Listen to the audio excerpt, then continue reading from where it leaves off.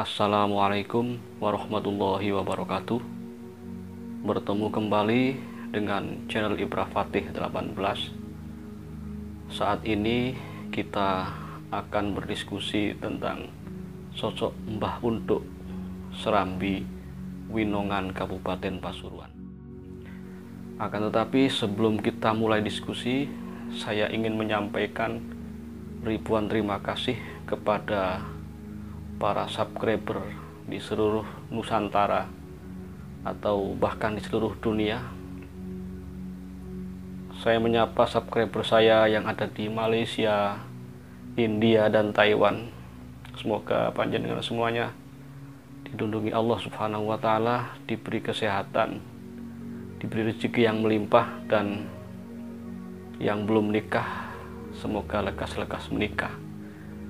Yang sudah menikah semoga mendapat izin untuk menambah istri. Yang sudah menambah istri, semoga rukun antara istri muda dan istri tuanya. Dan saya sangat berterima kasih atas dukungan Anda sekalian pada channel ini. Baik, kita mulai saja diskusinya. Bicara soal Winongan. Winongan adalah sebuah kecamatan yang apabila kita telisik sejarahnya, di sana pada masa lampau, yaitu pra-Majapahit, tepatnya masa Singosari, berdiam diri beberapa tokoh-tokoh besar dalam sejarah, terutama di Pasuruan. Salah satunya adalah Mbah Angrengkusumo, Mbah Semendi, Mbah Labuh Geni, Mbah Pujuk, Mbah Empu Supo, Mbah Untuk, dan sebagainya.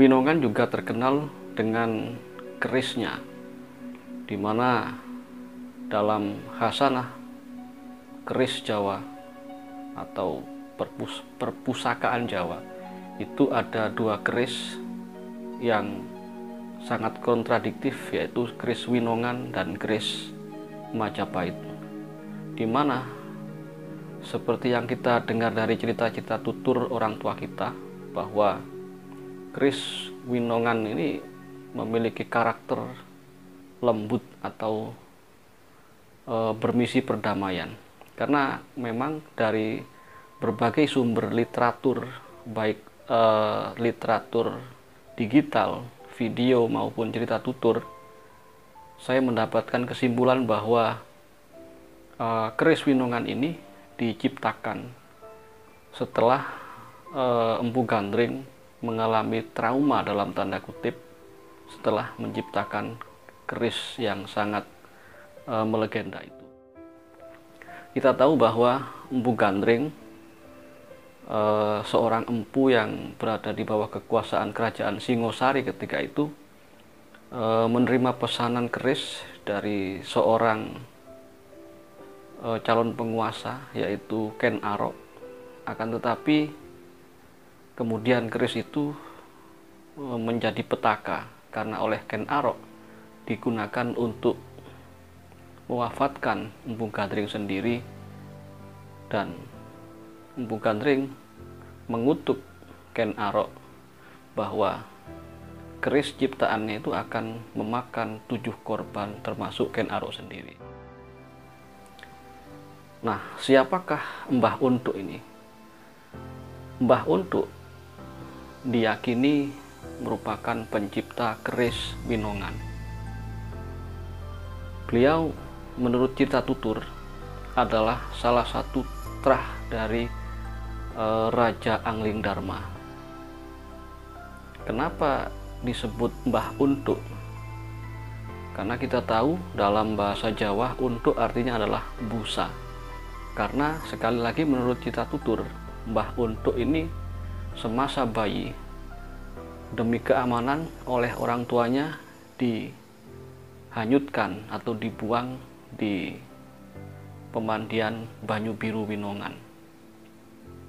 Secara misterius, Mbah Untuk ini ditemukan bayinya di eh, pemandian Banyu Biru, dan beliau itu ditopang oleh untuk atau busa sehingga tidak tenggelam.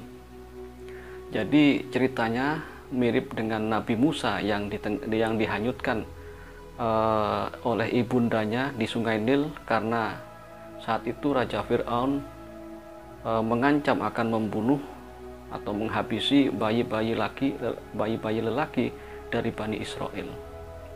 Demikian juga mirip dengan kisahnya Raden Maktum Ibrahim atau Joko Samudro yang oleh ayahnya yaitu Maulana Ishak dihanyutkan ke laut karena terancam akan dihabisi oleh kakeknya sendiri yang difitnah, yang diprovokasi oleh Patih Bajul Sengara. Saat itu di Belambangan terjadi wabah, dan Patih Bajul Sengara ini merasa iri dengan Maulana Ishak, Said Maulana Ishak, kemudian memfitnah bahwa putra beliau yaitu Raden Maktum Ibrahim itu merupakan sumber dari wabah tersebut, sehingga daripada dibunuh, bayi kecil tersebut dihanyutkan ke laut dengan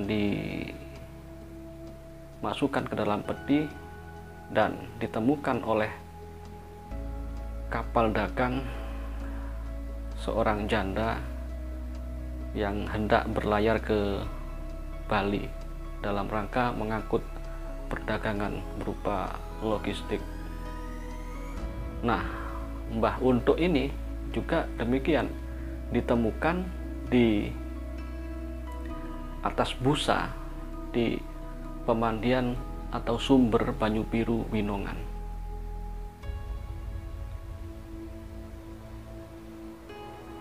Winongan saat itu adalah tanah perdikan atau tanah tak bertuan atau tanah bebas yang terletak di antara perbatasan Kerajaan Singosari di Malang dan Kerajaan Belambangan di Banyuwangi. Sebelumnya kedua kerajaan ini, yaitu Belambangan dan Singosari, saling bermusuhan, perang intelijen, bahkan saling curi pusaka. Akhirnya karena keamanan Winongan ini terancam, yang saat itu Winongan diperintah oleh Mbah Anggrengkusumo yang makamnya tidak jauh dari makamnya Mbah Untuk, yaitu di Desa Serambi, Kecamatan Winongan, Kabupaten Pasuruan. Maka Pangeran Anggrengkusumo atau Raja keempat Kerajaan Winongan ini berupaya agar meminta agar Mbah Untuk ini membuat pusaka yang berisi kekuatan dalam tanda kutip perdamaian. Maka seperti yang kita dengar bahwa keris Winongan ini adalah keris perdamaian yang apabila ditusukkan pada sebuah pohon, maka pohon itu akan mati. Tetapi setelah pohon itu mati, keris Winongan ditusukkan lagi, maka pohon itu akan berbuah. Lain halnya dengan keris Majapahit yang hanya bisa mematikan tetapi tidak bisa menghidupkan. Menurut berbagai literatur, keris Winongan ini hanya satu yang asli. Bagaimana kemudian banyak keris Winongan yang KW? Itu adalah keris Winongan ciptaan para murid Mbah Untuk, kemudian disuwuk oleh Mbah Untuk. Jadi bukan buatan Mbah Untuk sendiri, tetapi merupakan ciptaan para muridnya, kemudian disuwuk oleh Mbah Untuk, maka disebut juga keris Winongan. Nah, dalam cerita tutur atau mitosnya, keris Winongan ini setelah masa hidupnya Mbah Untuk dan Mbah Anggrengkusumo lenyap secara misterius. Jadi disembunyikan oleh Allah dan kelak akan muncul apabila tanah Jawa ini mengalami masa darurat. Misalnya kita menilik pada Jongko Joyoboyo atau ramalan Prabu Joyoboyo ya, dan perlu kita luruskan bahwa Prabu Joyoboyo yang terkenal dengan ramalannya itu bukan Prabu Joyoboyo yang berasal dari Kediri, akan tetapi Prabu Joyoboyo ini adalah keturunan dari Sunan Giri. Ada yang mengatakan adalah Sunan Giri ketiga, ada yang mengatakan Sunan Giri kedua. Kenapa bisa demikian?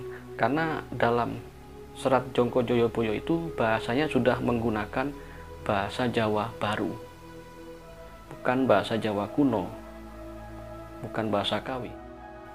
Nah, bisa jadi naudzubillah min dzalik, apabila Jawa ini diserang nanti oleh bangsa asing, terutama dalam hal ini kalau merujuk pada ramalan Mbah Joyoboyo, seakan-akan kita nanti akan berperang dengan Cina. Seperti yang Anda ketahui bahwa kelak diramalkan Nusantara ini, terutama Jawa, akan berperang dengan Londo atau Eropa, juga berperang dengan Cina. Disebutkan dalam Jongko Joyoboyo itu ada unen-unen, Londo kari separuh, Jawa kari separuh, dan Cina kari sejudo. Jadi bangsa Eropa tinggal separuh, bangsa Jawa tinggal separuh, dan bangsa Cina tinggal sejodoh atau sepasang. Itu ramalan Jongko Joyoboyo.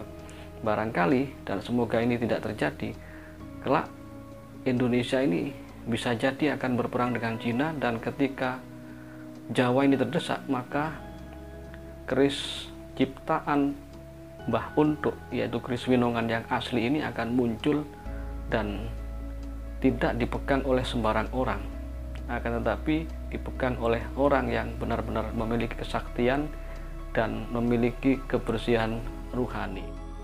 Bisa jadi seorang sayyid atau seorang habib keturunan Rasulullah, dan akan membebaskan Jawa ini dari penjajahan bangsa-bangsa asing. Kemudian menilik dari berbagai literasi juga, baik digital maupun cerita tutur, baik berupa tulisan maupun video. Di Winongan ini juga terdapat makam para sesepuh leluhur yang memang tidak tercatat di kitab-kitab terbitan Majapahit, karena Winongan ini berdiri atau berjaya sebelum masa Majapahit. Di antaranya adalah Mbah Labuh Geni. Mbah Labuh Geni ini adalah raja ketiga kerajaan Winongan dan merupakan mertua dari Mbah Semendi.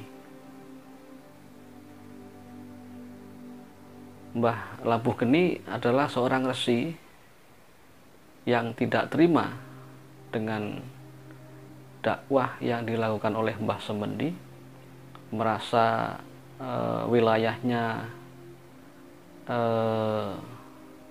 diganggu meskipun Mbah Semendi berdakwah dengan cara damai.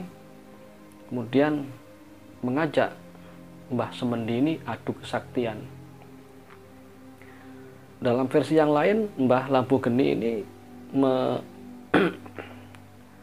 ketika memerintah Winongan, saat itu Winongan diserang oleh wabah penyakit yang menyebabkan rakyatnya itu banyak yang meninggal. Termasuk yang terkena wabah adalah putri Mbah Labuh Geni sendiri.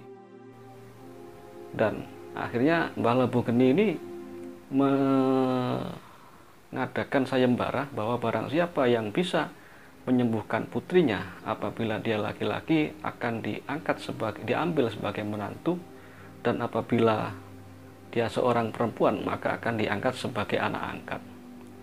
Dan alhamdulillah ketika itu yang menang sayembara adalah Mbah Semendi atau Habib Soleh Semendi, putra Sultan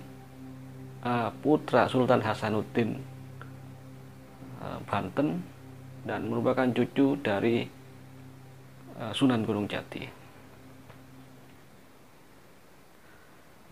Demikian mungkin diskusi kita kali ini. Tentu saja karena ini diskusi, Anda berhak untuk menyampaikan sanggahan, penambahan, kritik, membangun, atau apa saja untuk meramaikan diskusi kita kali ini. Demikian, wallahul muwaffiq ila aqwamit thoriq. Assalamualaikum warahmatullahi wabarakatuh.